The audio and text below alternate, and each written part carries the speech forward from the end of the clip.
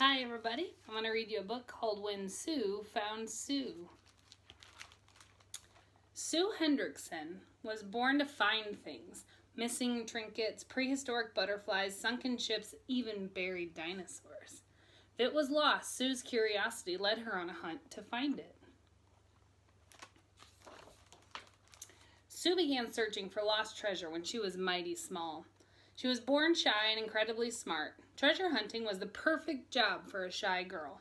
When she was young, Sue would walk alone through the alley behind her home in Munster, Indiana. With her head down, she was on a mission to find things.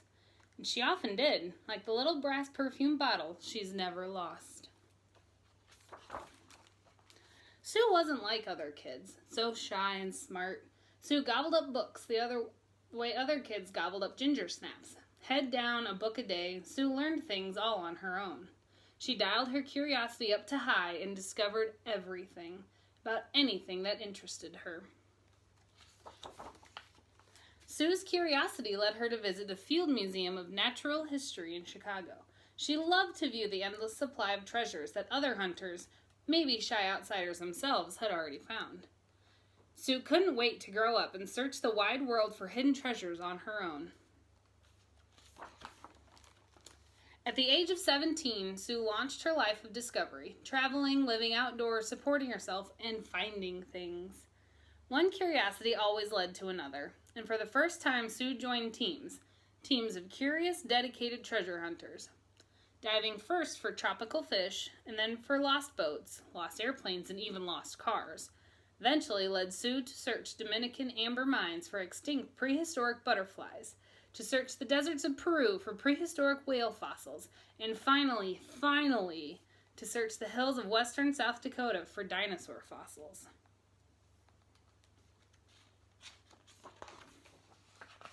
For 4 long, hot, dusty summers, Sue dug for duck-billed dino fossils, taking down the big rocks with a shovel and pick, then freeing the bones, first with a rock hammer, then with a digging knife, then with an X-Acto knife and a tiny pick, and finally dusting the area with a paintbrush to remove all traces of rock from the bone. No showers for washing, no beds for sleeping, no escape from the beating sun. But still, Sue was part of a team. She loved the work, the discovery, and the chance to be curious and find things. During the last weeks of her 4th summer of digging for duckbills in the blistering heat, Sue Hendrickson felt pulled to a sandstone cliff, far off in the distance. She couldn't say why then, and she can't say why even now. She was called to that cliff, and on August 12, 1990, when her team headed into town to fix a flat tire, Sue finally followed her curiosity. She and her golden retriever, Gypsy, left camp alone that morning in a dense, misty fog, so unusual in the hot, dry plains. They hiked for 4 hours, across 7 miles of rugged prairie land before they finally reached the rock face Sue had been so curious about. Sue and Gypsy stood below the 60-foot-high towering cliff of tan and gray rock. I walked around the base of the cliff with my head down, watching the ground. About halfway along, I noticed a few pieces of what looked like bones. Then I looked up. Sue stared up at 3 enormous backbones protruding from the cliff, 8 feet above her. She felt a thrill run through her. Could it be? It was hard to believe, but Sue knew by their incredible size what those fossils must be. A Tyrannosaurus Rex. I could see them quite clearly in the sunlight, as though waiting patiently for someone to find them. Once again, Sue Hendrickson did what a shy outsider girl had trained herself to do so well. She found them. Sue rushed back to the campsite, humming with excitement and happiness and the thrill of her find. She couldn't wait to tell the others. A Tyrannosaurus Rex! Her team immediately named the dinosaur Sue the T-Rex, after Sue Hendrickson, the finder. Then they raced to free the T-Rex from her cliff.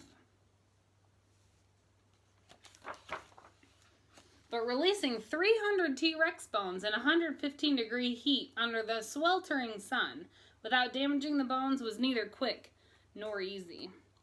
For 5 days, Sue and the team worked from sunrise to sunset, breaking rocks with picks and digging with shovels to remove nearly 30 feet of sandstone and hard soil. At last, the bones appeared, so many of them. The team mapped the location of each with drawings and photographs. Finally, with knives, brushes, and smaller tools, Sue and the team removed and numbered every bone, recording them in a notebook.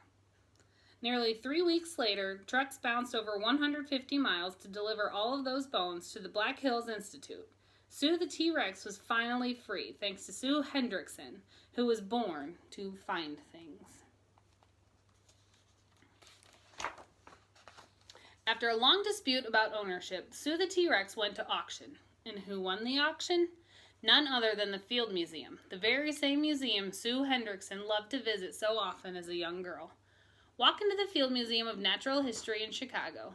Inside, Sue the T-Rex towers over you. She's the world's largest, most complete, best preserved Tyrannosaurus Rex fossil discovered so far.